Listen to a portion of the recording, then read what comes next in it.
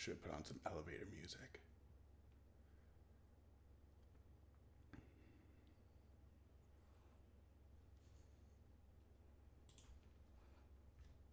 All right, good morning. I think everyone can hear me, hopefully. If you can't hear me or if the screen didn't just turn red with the slides, please X up in chat and just say that something looks wrong. But today we're going to be talking about the Uniswap v4 invariants, how the talk went, the post-mortem, all that good stuff. It looks like we've got about 16 people watching the stream right now. So if you have any questions, feel free to ask them. And I think there's few enough people here that I might be able to do them on a thing-to-thing basis, a question basis. Good morning, GM. So let's jump right in. A little bit about me. My name is Benjamin Samuels. I'm a senior security engineer at Trail of Bits. If you don't know who Trail of Bits are, we help developers build safer software. We're very heavily R&D focused. We maintain a couple of really popular tools: Slither, Echidna, Medusa, all that good stuff. Perfect. Everyone can hear me. Everything looks good. Excellent. And if you want to follow us on Twitter, we've got this lovely QR code here that will send you to our Twitter list. And I think we'll also have this at the end if you want to take a picture of it then. But so let's dive right in. There's a couple of parts to this talk, but the first part we talk about Uniswap v4, and the second part we talk about some of the complexities and challenges we ran into. First, we'll talk about why bother with fuzzing at all? Why would we even why would we spend time during an audit engagement fuzzing? Is that even a good use of time? Because that's a really good question to ask. And then after that, we'll talk about what the right way to fuzz Uniswap v4 is, because there's a million different ways that you could fuzz anything. And then we'll talk about how you could actually take these invariants and implement them, because even for a given invariant, there's a whole bunch of different ways that you could implement it. So let's start with why bother fuzzing it at all. So in a smart contract or any computer program, there is a countable number of potential states the system can be in. I'm representing that with this lovely red dot. And you as a developer has to figure out of all of these potential states my code could be in, are any of these states a bug? Are any of them bad? Do any of them lead to value loss? And so what you do is you write unit tests. And unit tests are fantastic. They're probably one of the best ways to identify bugs, and they're really, really good, but they do have limitations. So with unit tests, you're testing something very specific. You're testing one flow for a very specific set of deposit values and withdraw values, and just making sure that that one flow works. And that's good, and that's really good at finding really basic bugs, but it's not enough. There's unknown unknowns, and there's also things that you don't know about when you write the unit tests that other people might know about, and so you get an audit. And so you get an audit, and I'm representing that with this little yellow dot right here. And you'll notice the yellow dot's actually smaller than the white dot, and that's because, to be fully honest, an audit is not going to do as much heavy lifting for securing your protocol as a really robust unit test suite. What it does do is it allows additional states to be verified. Some of these states you just can't test with unit tests. Some of them the developers don't know about them. There's all kinds of reasons why it might not be covered in unit tests, and then it gets caught in the audit. And so these two dots, when you add them together, there's still a very small percentage of all of the possible states in the system. So that's when we introduce fuzzing. So with fuzz testing, it's completely different.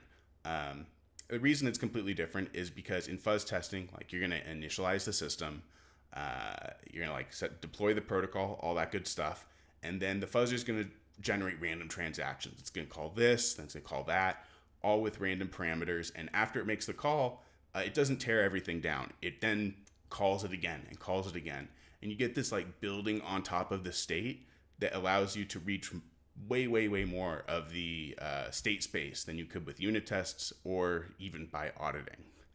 I have a little star on this because this smaller circle isn't exactly accurate.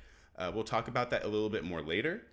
But another thing that often comes up with this discussion of like, how do we make sure everything is secure, is how does formal verification fit into it? And I actually put a dot here for formal verification. And you'll notice that it's smaller than the fuzz testing dot, but we'll talk about these sizes and what they actually mean later. But what's important here is that what limits formal verification is that it can't test all properties, because some properties you just can't formally verify it before the heat death of the universe.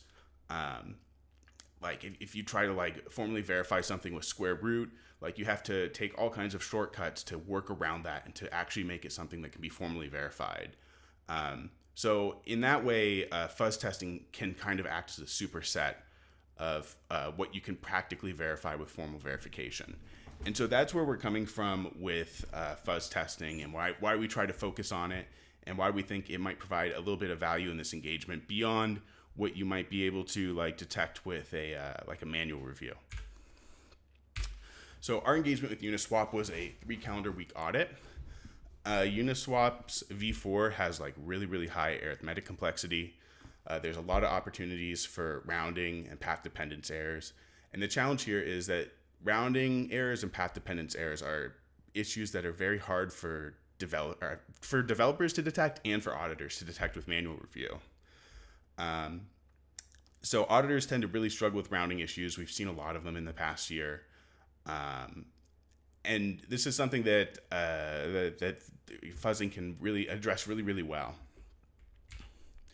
So we have this question of how do we allocate the resources to obtain the highest coverage possible? And that kind of leads us into our next thing. We're going to allocate 1 engineer to build a fuzzing harness.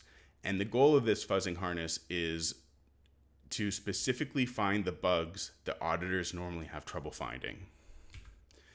So the benefit here is now our other auditors on the engagement can focus on manual review and like whatever tool assisted stuff they're doing. Focus on the bugs that they are good at finding, and they can let the fuzzing harness figure out, all the bugs that they're not very good at finding.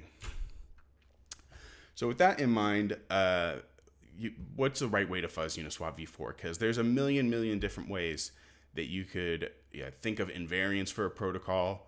And then on top of that, there's like a million different ways you could implement them. So we had a couple of goals going into this. The first is we don't want to duplicate the previous auditor's work without a really good reason. When we started our stage of the V4 engagement, we were like the 4th or 5th auditor to do so.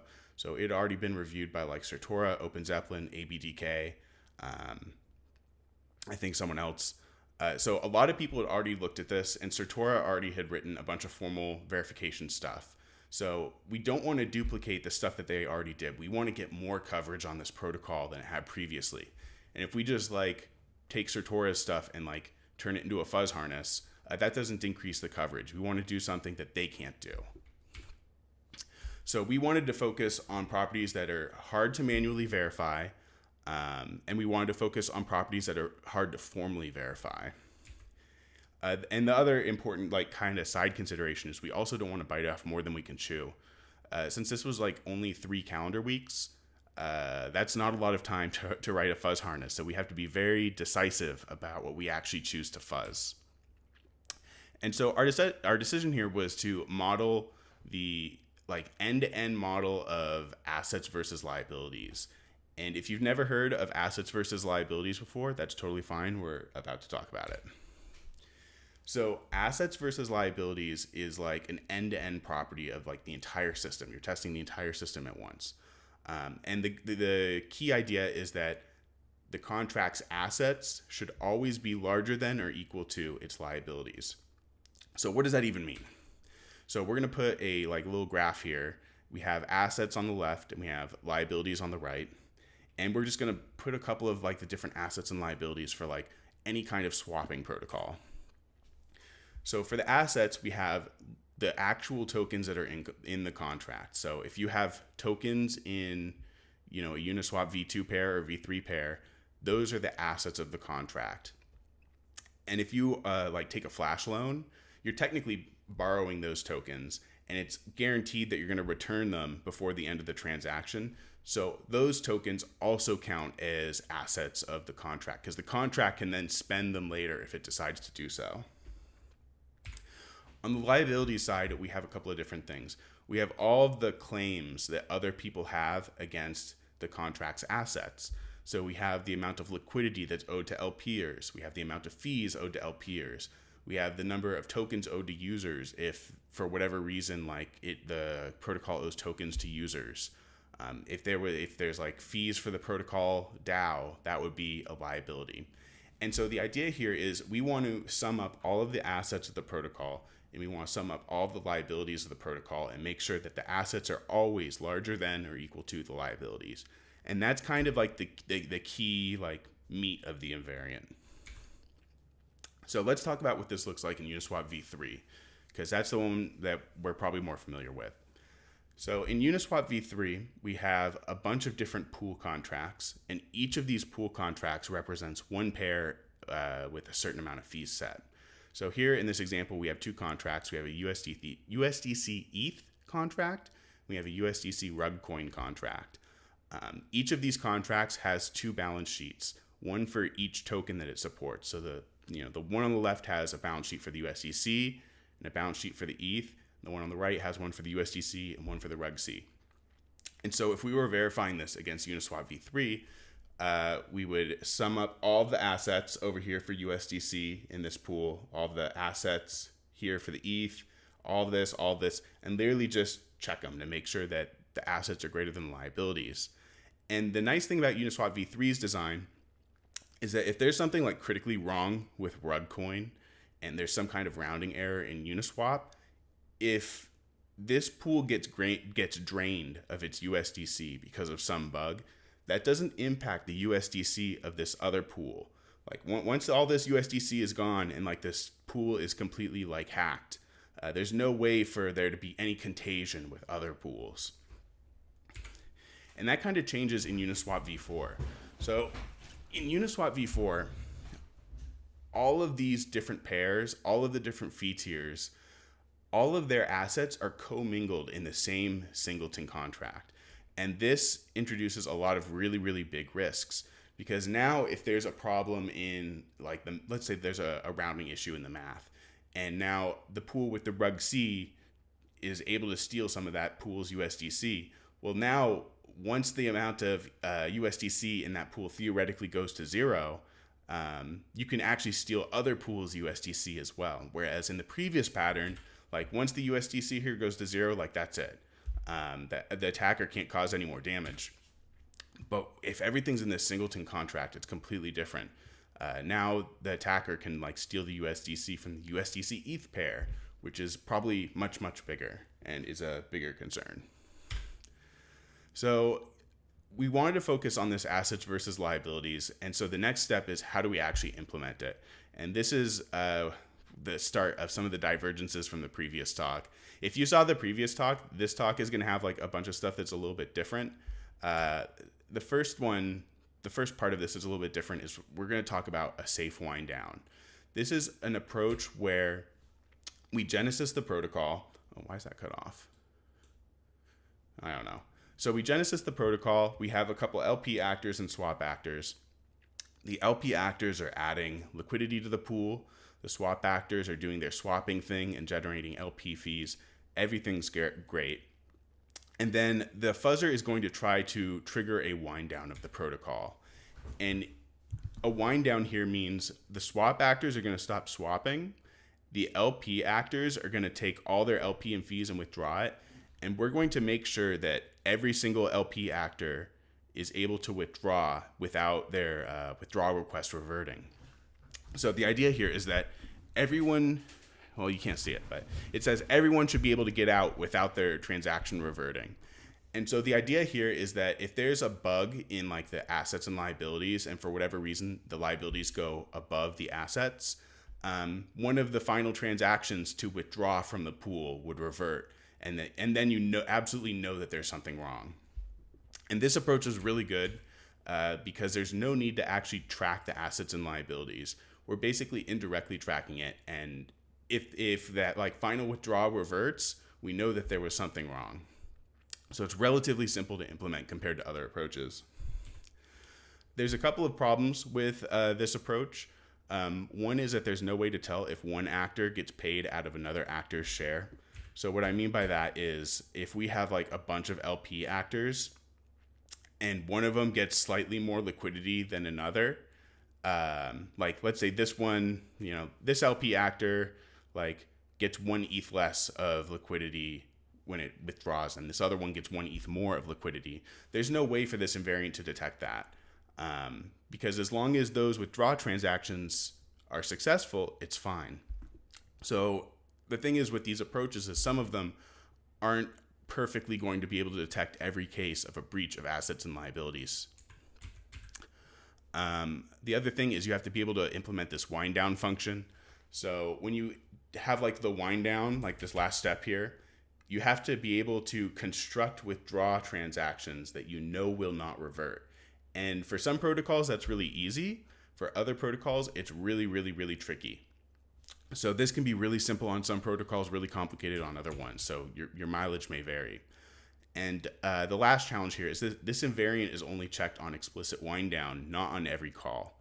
So what that means is that if there's a bug over there during the protocol in operation, let's say at some point the assets are lower than liabilities. Like there's some weird transaction that causes a very weird side case and now the assets are less than liabilities. But there's not an immediate call to the wind down. So in that case, like it's going to keep going until the fuzzer eventually calls the wind down. And in that interim period, the assets might end up larger than liabilities again, just because like it's harvesting fees, they're rounding other stuff like in favor of the protocol. There's no guarantee that like it's going to stay in that error state. So we have this situation where if you're not calling wind down like very, very often, then you're not actually checking this as much as you should. And the other problem is that if you're calling wind down all the time, then you're not getting as much state exploration as you should. So it's like definitely this kind of balance in, what should we actually be checking for and how long should we be fuzzing this before winding it down? So given like those considerations, there's another approach that we ended up going with called explicitly tracking assets versus liabilities. And this is exactly what it sounds like. One sec. So we can explicitly track, we know that and say, oh, there's a USDC RUGC pool. Let's explicitly track the assets and liabilities for that one pool without looking at the singleton contracts balances. Now there's a challenge in that because it sounds like an obvious solution, but it's a little bit tricky to implement. And that's because you can't just ask Uniswap how many tokens are in a pool. You can't ask it how many tokens of USDC liquidity do you have?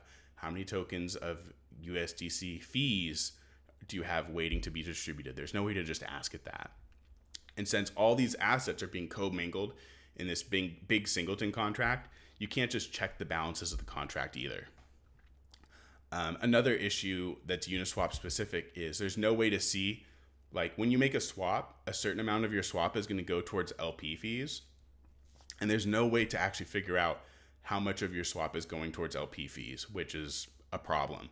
Because if we're trying to keep an individual, like this is the liquidity and this is the fees, and we want to know like the difference between the two, then that's really, really, really important. And there's also another challenge is we have this new settlement system. So we'll talk about the settlement system in a bit, but it basically adds an extra balance sheet to the entire system that we have to think about. So our fix to this is something called shadow accounting.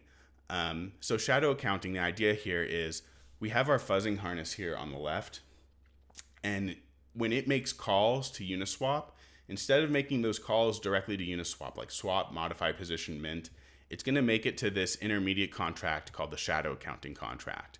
And what this contract does is it tries to keep track of what the individual balances for like the amount of assets in like the ETH RUGC pool or like the amount of fees, all that information, we keep track of it separately here. And since we have this contract sitting between the fuzzing harness and the target under test, we can basically calculate what are the fees owed there's like, and that problem with like the fees, not being able to figure out how many is going to fees. We fix that by having like a completely separate state machine that simulates the transactions on chain, which is absolutely ridiculous from a gas perspective, but we're fuzzing. We don't care about gas. It's fine. And so we completely simulate Uniswap v4 in that contract to figure out how many fees are going to be going towards the LPers for a swap. And like through this shadow accounting, we can keep track of all these different balance sheets. And like then we also ultimately have the statement where we add up swap fees plus swap liquidity plus protocol fees, and we make sure that it's less than or equal to assets. I know that's a lot to take in, so if you have any questions, like feel free to drop them in the chat. I've got it on my phone right here, so I can just like look over and say hello. But this is the approach we ultimately went with, and it worked pretty well. This isn't the only approach we could have gone with. We could have like done different modeling of much smaller things, like taking smaller parts of the protocol and modeling certain things about it. But given the constraints, we ended up going with this. So this is the second part of the talk, and we're going to talk about how Uniswap's design and our choice of this specific invariant made things very, very complicated. So buckle up. We're going to be talking about some like complicated stuff. If you haven't done fuzzing before, that's okay. I'm trying to like structure the content so that like it'll still make sense and it'll still be interesting. But keep in mind, this isn't stuff that happens every day when fuzzing. This is a very unique like one-off case. So for this second part, we're going to talk about V4's callback mechanism. We talked about it a little bit like a couple minutes ago when the setup, we were talking about like how it needed an extra balance sheet. We're going to talk about hidden conjectures in fuzzers, that these things that fuzzers use to operate better. We're going to spend some time talking about how we fix the issue, and then we're going to talk about how we know any of this works, because one of the biggest questions in fuzzing is like, how do you know that it's actually exploring the state that you want it to explore? How do you know it's actually able to find bugs if it's not finding bugs? So V4's callback mechanism, if you're not familiar with it, it's callbacks. You're probably used to callbacks being used for like liquidations and flash loans, and that's it. And Uniswap v4 kind of takes this and turns it on its head, and instead makes it so that all protocol interaction happens in a callback.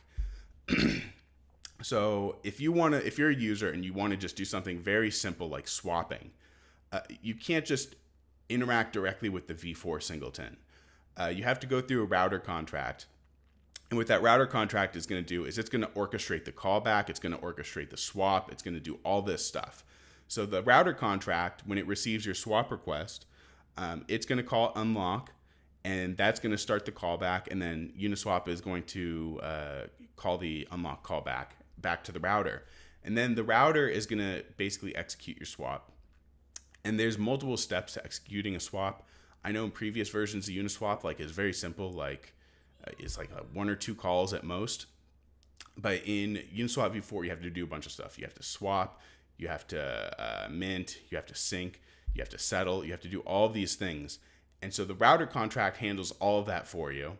And then it returns the flow of execution back to the singleton. And the singleton is going to check to make sure that the user is paid up and everything clears. And if it does, then it's going to return from the unlock and it's going to return from the swap. If the user didn't pay enough for their swap, or like they asked to mint too many tokens, then it's going to make this whole thing appear revert. And this architecture is really unique. We've never seen anything like this before. And so the fuzzers aren't designed to handle this kind of system. And also, like, just thinking about like, how do we build a harness for this? Because fuzzers are used to calling one function at a time. So the fuzzer is used to generating swap and like, whatever other top level functions there are. But here we have this router contract that actually does all of the stuff that we want to actually fuzz. So if we wanted to fuzz sync or swap or mint individually, how would we actually do that? And so we ended up with this harness. And so in this harness, there's a couple of different layers to it. So in the top left, we have Echidna or Medusa. they generate all kinds of different calls, and we didn't change anything about that. But the contract that they're calling, we call it action fuzz entry point. And what it does is, instead of exposing like a direct swap, like allowing Echidna to start a swap, we let it add things to a list of actions to be performed. So there's like an add initialize function, add swap, add settle, add mint, add burn. And when that gets called, what it's going to do is it's going to push those actions along with their parameters into that list up there. So there's a list of actions and there's a list of parameters. And every time we push one of those in, we also push in another callback. So like before swap, before settle, after swap, after settle. And that way we can check the state of the system before doing these like little micro actions like swap. So that way, like when the like a mint occurs, for example, or a sync, we can check the state immediately before and check the state immediately after that action happens. So Echidna and Medusa, they're adding actions, they're adding parameters to this list. And then there's going to be this function on the far left called run actions. And what that's going to do is that's going to take everything in that list of actions and parameters and execute them all at once. And it does it using this actions router, which is one of the test contracts that Uniswap made. And so it's going to do all the stuff. It's going to call the unlock. It's going to call the callback. It's going to do all those things. It's going to call back to the action fuzz entry point when we want to check the state. And if everything works, we return from the unlock and the whole thing gets cleared out. So that's how it's supposed to work ideally. And like this harness works in theory. Like you look at it and it's like, yes, this should work. But what we didn't realize is that this breaks a lot of assumptions that we normally make about fuzzing harnesses, about fuzzing solidity programs, and it made it much harder to get coverage than we would normally expect. So let's talk about why. So there's this idea of hidden conjectures in fuzzers. And I call it a conjecture here, but you could also think of it as a heuristic. But the thing is with fuzzers is that they're not actually checking every single state in that that light red circle. It looks like it here, but it's more like something like this, which kind of like a shotgun pattern where it's checking like this state and then this state and this state. So it's like, it's not every single one. The fuzzer is making an informed decision to fuzz this state and then this one and then this one. And ultimately that means you can test a bunch of things outside of what formal verification can test, but you're not testing it with like 100% certainty like what formal verification does.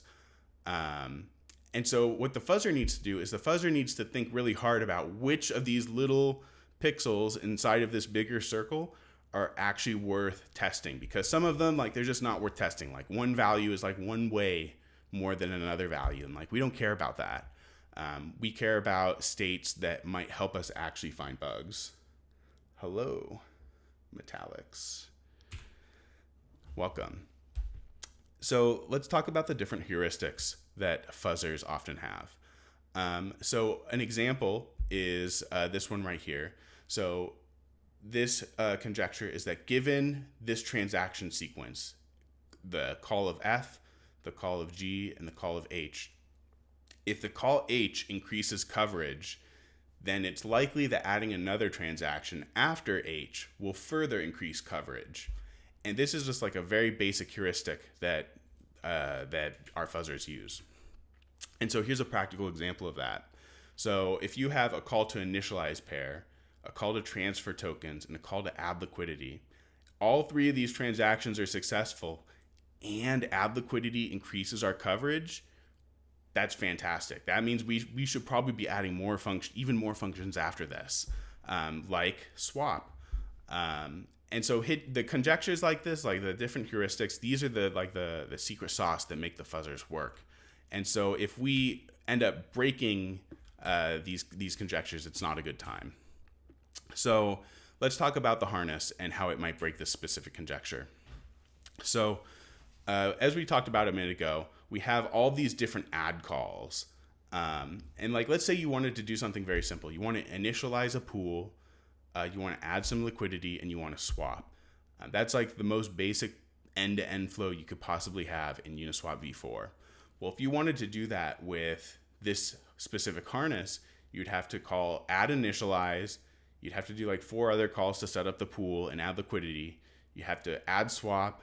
You'd have to add sync. You'd have to add settle. You'd have to do all these things and then finally call run actions. And the thing is, all of those add functions, they never revert. So they're always going to be generating new coverage the first time that they've ever been called. But the key is we're only really interacting with Uniswap v4 and the run actions. That's the only thing that actually generates the coverage that we're interested in. So the fuzzer ends up being very confused about how to proceed with this because it's like, well, I called add sync and it increased coverage. Why isn't adding something else after it working? And so it can be a very rough time. So one way to think about this is like this 3D graph here. So imagine like the X and Y axes are like random variables with a uniform distribution. And the Z axis is the probability that selecting those 2 random variables will result in an increase in coverage, because we always want an increase in coverage. That's how we know everything's working. So when the conjecture works, it might look something like that, where, you know, maybe half the time there's a 10% chance of increasing coverage, which is pretty good. But if the conjecture doesn't work, then the graph moves around a bit. It gets much less likely that certain random variables are going to increase coverage.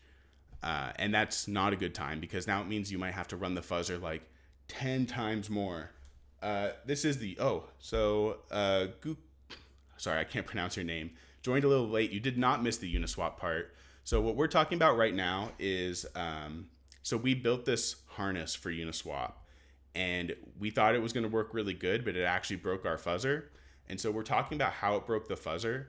And then after this, like, we're going to loop back to Uniswap, and I also have the code open if you guys want to like talk about the code specifically. So if you have any questions at any point, just type them in the chat, and I'll either get to it immediately, or like if it applies later, I'll get to it then. So conjecture being broken, not a good time. Our Uniswap fuzzing harness is not doing very well. And actually, you know what? This is a good time for a short break here to talk about some other stuff. Because this is a talk that I gave a couple of months ago, and I watched it over again, and it seemed really intense. Like, it seemed so hard to like fuzz. Like, it seemed so challenging to like set up this fuzzing harness, and like we had to think about all these different things, these conjectures, just to fuzz Uniswap.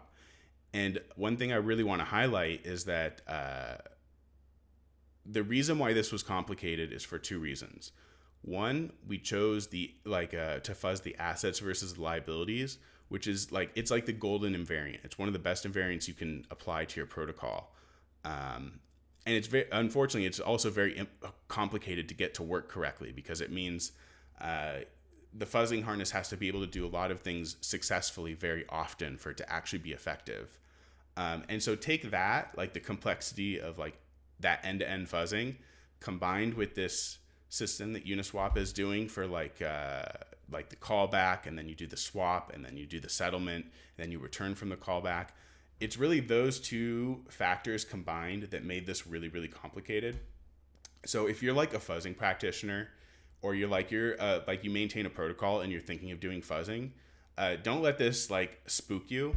This is a very, very specific case that we're talking about that was very challenging. Now, if you're trying to copy Uniswap and do the same like callback mechanism, then yeah, it's going to be challenging, and you should probably reach out to us so we can help you through that. But if you're like making like a new vault product or something, things don't have to be this complicated. You don't have to always fuzz end to end. You can also choose to fuzz smaller things. Like, you can choose to fuzz whether a function always monotonically increases. You could choose to fuzz an accumulator. You can choose to fuzz all these different things that are much more simple to verify, and you don't end up having to like go deep into the weeds of the fuzzer and like figure these deep things out. But yeah, no, I just want to interject with that, because like this can be some like heavy material. I just want to emphasize that not all fuzzing is like this. This is just a very specific case, and I feel like highlighting this can be really interesting if you're already into fuzzing, you know? Okay, so we talked about how Uniswap's design and our harness has caused all kinds of issues for our fuzzers. So now let's talk about the band-aids. And what's valuable about these band-aids is you can actually apply these to any fuzzing project. You don't like these techniques can be used to improve like simple harnesses, complex harnesses, stuff that doesn't use assets versus liabilities. And so if you're like getting into fuzzing, this is a good spot to start paying attention again, because these band-aids apply anywhere. So the first way that we can improve the fuzzer is something called state space enrichment. So we want to take this 3D graph and figure out how to make it more rich again, figure out how to make it so the fuzzer can find coverage again much easier.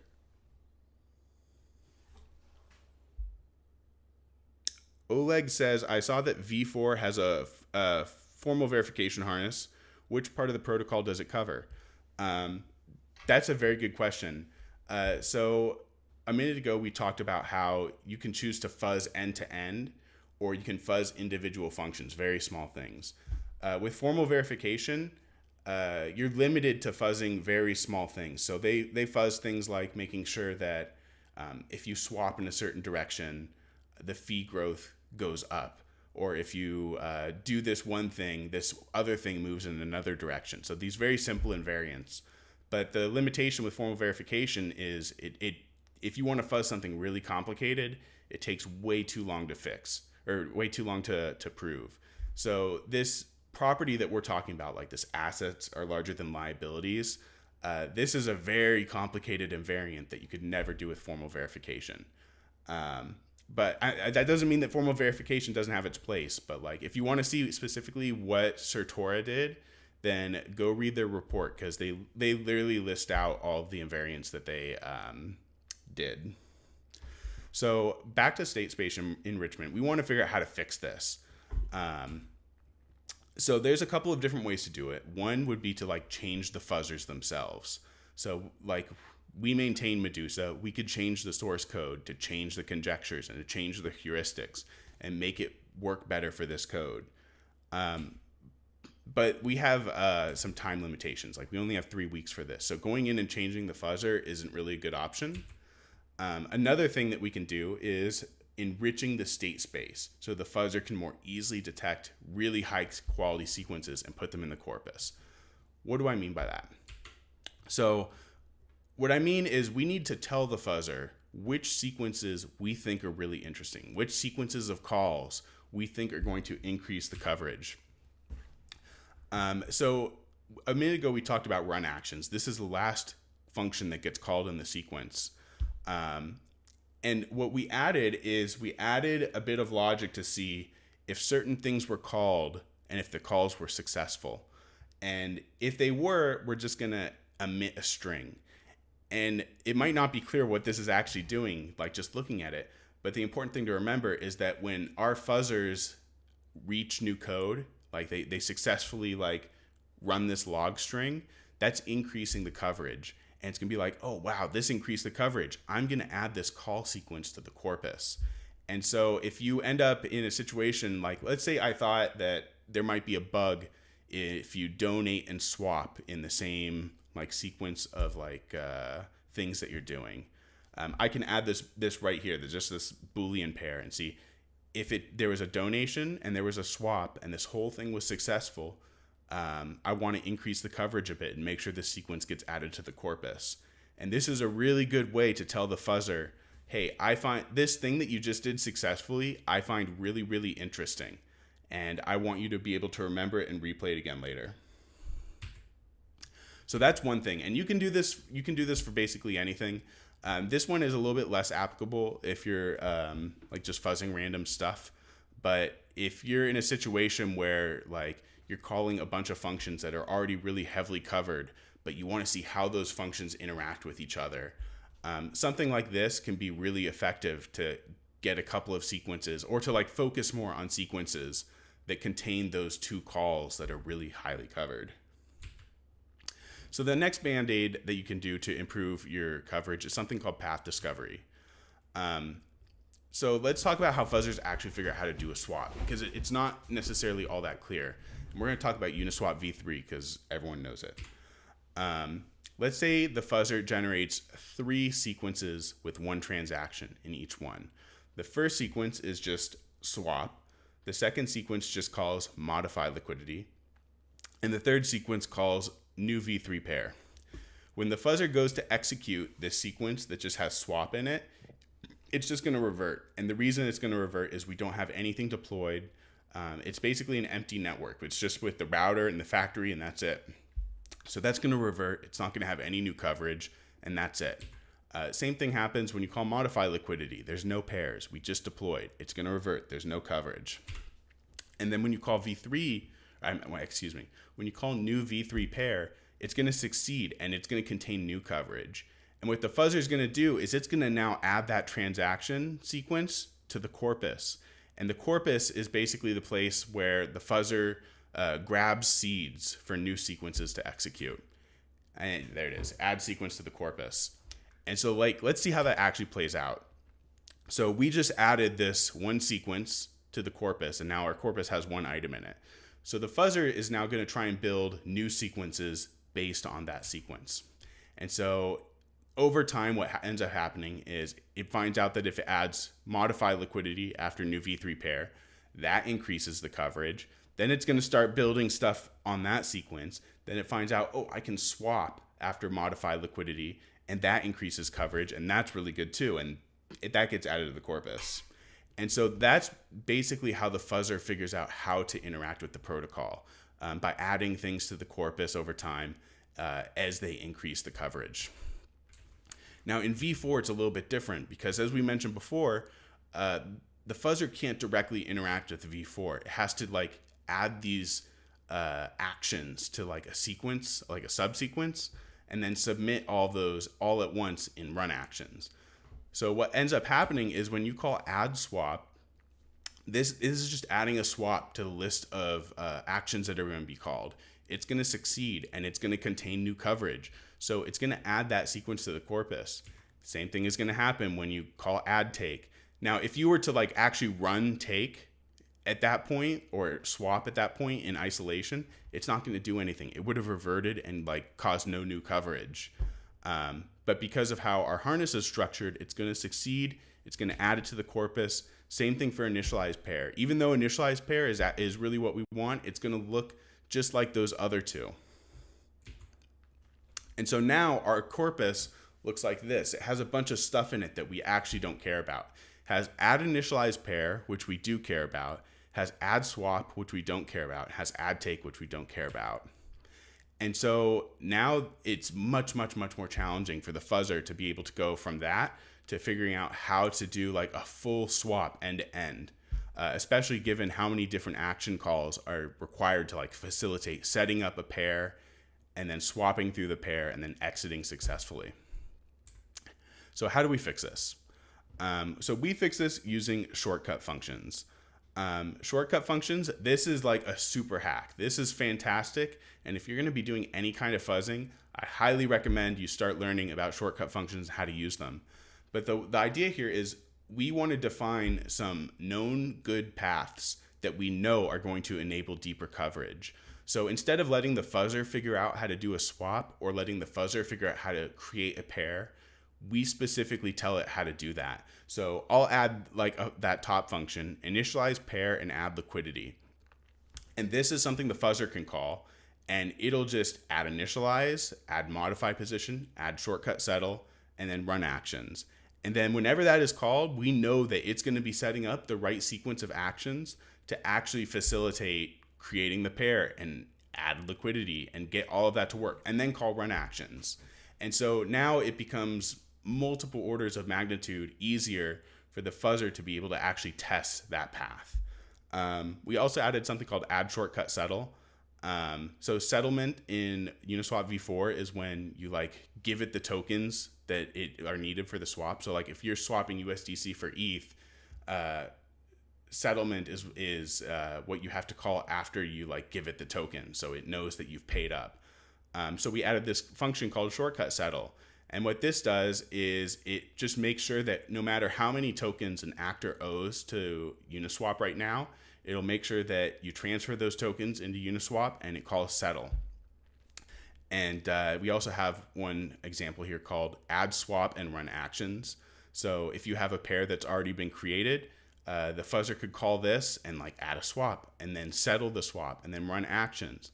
So now it's much, much, much easier for the fuzzer to test these end-to-end flows where you're adding liquidity, you're swapping, you're doing all of these different things. And this is very, very applicable for anyone doing any kind of like stateful fuzzing. So I highly recommend like trying to test this on your next project that you're going to be fuzzing. And the last question is like, how do we know any of this actually works? Because like the fuzzer doesn't tell you what parts of the state it's exploring, but you still have to figure out whether it's exploring something useful or not.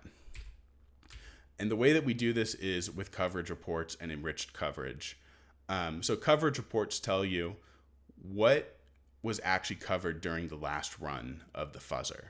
And it'll tell you this was covered, this was covered, this was called and then reverted, this was called and reverted. And you can add stuff to your contracts to further enrich the coverage. Like, for example, if I'm interested in whether there was a successful sequence that did a donation and a swap both at the same time in the same sequence, I literally can just add this Boolean, add this log string, and now I can see in the coverage report that yes, there was a sequence that was successful that contained these two things. This is very similar to the thing that we talked about a minute ago with like enriching the state. You can also use this to figure out whether the fuzzer is hitting certain parts of your code base in a certain way. Another thing that you can do is inject canary flaws. So our focus here was like rounding bugs. And so like if we're successfully detecting rounding bugs, then adding one to like the square root function should cause a whole bunch of problems. So you can do stuff like that where you add one, subtract one, inject these like tiny canary flaws that should cause the harness to detect a bug, and see if the harness detects a bug. Because then, you know, if you do this and your harness doesn't detect the bug, you know there's something wrong with your harness. And so that basically wraps it up. We're really happy with how the fuzzing suite turned out despite these challenges. What's really important is the Cantina contest did not find any bugs that were within the scope of the invariant test suite. If you want to look at the invariant test suite, it's sitting right here on this branch right here. So this GitHub repository, add stateful properties. It's inside of the test directory. And I also have it open here in VS Code if you guys want to talk about it. If you want to send me a message on Twitter, like there's my Twitter. But yeah, that's basically all I've got for the slides. If you guys have any questions about like the harness or like anything that we just talked about, we could do those now if you want. Let me see if I can open VS Code here. I'll just kind of like walk through some of this if you want to like run this yourself. So inside of, there's some other stuff in here, don't worry about it. Inside the v4 core directory, inside the test folder, there's going to be a trail of bits directory and it has a readme in it. And what's important is you have to export this Foundry profile and make sure that it's set. The reason for this is I believe their default build script has via IR enabled. And if you leave it enabled, your builds are going to take like 6-7 minutes. So we disable that so we can quickly like build it and like test it and see what happens. And we also have like some tests for the fuzzing test suite, which sounds absolutely ridiculous, but believe me, it happens. And they're defined up in here. And usually what will happen is if we find something wrong in our test harness, we'll then write a Foundry test to detect that thing that went wrong in our test harness. And that way, if there's a regression later, like the test will tell us, hey, you changed something in your harness and now your tests aren't passing. So this is something that's really valuable. We run it right now. It should run. I checked this last night, but who knows? Boom. So that test worked. If you want to actually run the fuzzing suite, I've got the examples here for how to do it in Medusa and Echidna. You're going to want to use this exact command. There's a lot of issues with Foundry and how it outputs like the build artifact. And so the only way to like really be sure that you're fuzzing the right thing is to do clean first and then forge build, and then make sure this build info tag is included because that actually emits the artifacts we need, and then do Medusa fuzz. And Echidna does this automatically at this point. I'm not sure why it wasn't the same for each one, but I didn't run into this bug with Echidna. So see, even though I have like that thing set where it should compile faster, like this is already like a 30-second compile time to do all of this. So it's absolutely nuts. But yeah, no, I'm open for questions if anyone has them. Yeah, 45 seconds. That's nuts. See, can we view the sequence diagram? Yeah. So while that's running, so this is kind of an expanded version of the sequence diagram. Oh, can you guys see it? Hold on, my VS Code does not appear to be updating for you guys. Let me change the video capture real quick. Okay, that's fine. Build in Retina display, VS Code. There we go. How about now? There we go. So this is like an expanded version of that sequence diagram from earlier. What I've added in here is the callbacks. So when we call out to like swap with the singleton, the fuzzing harness has to check the state before the swap and the state after the swap. And so we push these harness callbacks into the action sequence. And so before the swap happens, it's going to call router callback back into the action fuzz entry point. And before the action and after the action, this is actually where the properties get verified. So let's actually see what that looks like here. So this is a handler for the donate action. And so when we add the donate, we do some like clamping here to make sure that whatever inputs the fuzzer generated are valid. Then we add the harness callback for before donate, and then we add the donate call itself, and then we add the callback for after it occurs. And I just realized that while I'm fuzzing this, I might blow out my CPU's encoder, so I'm going to turn off the fuzzer right there.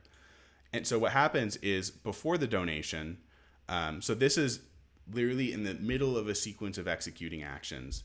It's going to figure out what are the parameters that donate was called with, and it's going to calculate some things. It's going to verify some properties. It's basically doing everything that is required to facilitate checking the properties after the donate happens. And so after the donate happens, this is where we're actually checking the properties. So we have this one, if you go and view our actual like audit report, it'll have a description of like each one of these properties and what they do. So this one is we're making sure that a donate call will not return a positive balance delta for currency 0. So we're donating. So if we're donating, that means we should be owing money to the protocol after the donation. And so this is just a way to ensure that after we donate, we definitely owe money to the protocol compared to before the donate. And we check that for both currencies.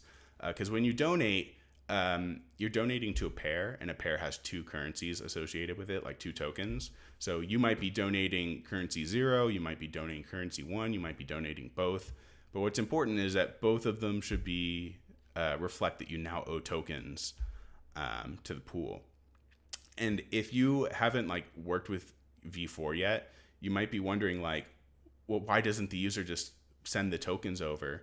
And that's actually handled completely separately. So when you want to settle your balances, there's a completely different way to do that. And like when you call donate, it's just changing the internal balances for what you owe to the pool and like any fees that the pool should process and that good stuff. And no questions so far. Yes, here's another one. So this is a simple property, uni donate 8. This ensures that whatever the change in the delta here is should match what you donated. So if you donated 1 ether, then the change in the amount that you owe to the protocol should be -1 ether. You should now owe 1 ether to the protocol. And then there's a bunch of other stuff here. This other stuff is calculating how are the fees going to change for LPers. Because when you donate to a pool, that donation goes to the people who are LPing for the pool. So we have to figure out whether the fees are changing in the correct direction. So in this case, like if you donate with a non-zero amount of this token, then the amount of fees should go up by this amount. So this is just this isn't even like the end-to-end property. This is just one of those smaller properties that you can verify. We have a couple of these that are a really good example of like smaller properties. Let's go to like a really hard one, complicated one. Verify global properties. Oh, not my coverage reports. So verify global properties is where we check the actual like end-to-end stuff. So we have a bunch of tracking here for like how much liquidity is deployed for each currency across the entire system. We keep track of the amount for each pool. There's a bunch of logging stuff here. There's also a couple of these properties that are like a little bit weaker than I'd prefer, but like, due to time constraints, you can do what you can do. But like, what was this one? The amount owed to an actor must be less than or equal to the balance of the singleton. I think this one is documented in the report.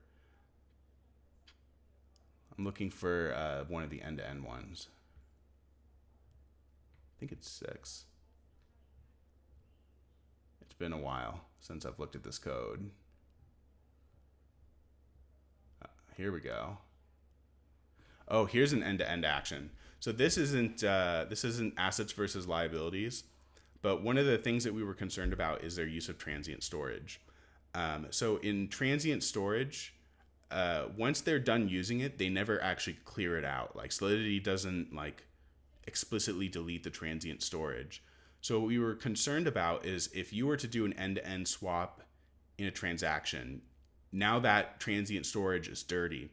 And then what happens if you do another swap in that same transaction? And now you have to reuse that dirty transient storage. And so we have a couple of these properties that were literally just for testing around that to make sure that if that flow did happen, would everything still work correctly? And then there's some other stuff here for keeping track of, actually no, I'm looking for shadow accounting. So shadow accounting is what keeps track of all of our pool balances, like how many assets does each pool have? What is the composition of those assets? We had a couple of different passes on this. The first pass, we were just testing this on like a global singleton basis. So if you have a bunch of USDC pools, we were only tracking the USDC across the entire system. And then once we got that to work, we started splitting that out so we could track it on a pool-to-pool basis. So here is where we were testing that. So we started tracking for each pool ID how much liquidity should be available for trading. Let's see. And so like there's a couple properties here like for checking overflows. There's a lot of like weird conversion between like lower level int types like 128 to 256, and like there's a lot of really weird constraints there. So we wanted to like make sure that the amount that an actor is debited never exceeds int 256 max, because if that did, it would break some other parts of the system. Let's see. We also have code for updating like currency deltas. So a currency delta is it's basically a delta that gets emitted when you like let's say you call donate and you're donating 1 ETH to a pair. That gets reflected in your currency delta, which tracks how much currency you owe the singleton. So if you donate 1 ETH here, 1 ETH there, 1 ETH there, your currency delta for ETH will be like -3, saying you owe 3 ETH to the singleton. So they don't track it on like a pool-to-pool basis. which is another interesting thing when you're implementing stuff. There's also something called a balance delta, which is like a currency delta, but it only talks about how your balances have changed for a single pair. So if you donate 1 ETH to a pair, it's going to increase your currency delta for ETH, but you're also going to get a balance delta that says you now owe 1 ETH and 0 whatever the other token was to the pool. But yeah, that's pretty much it. I have a hard cutoff at the halfway through the hour. But again, if you have any questions, let me go back to my other screen capture, if it works. If you have any questions, feel free to reach out to me on Twitter. If you want to like just screenshot this and like go to the repository and like run through these tests, feel free. But yeah, other than that, that's all I've got.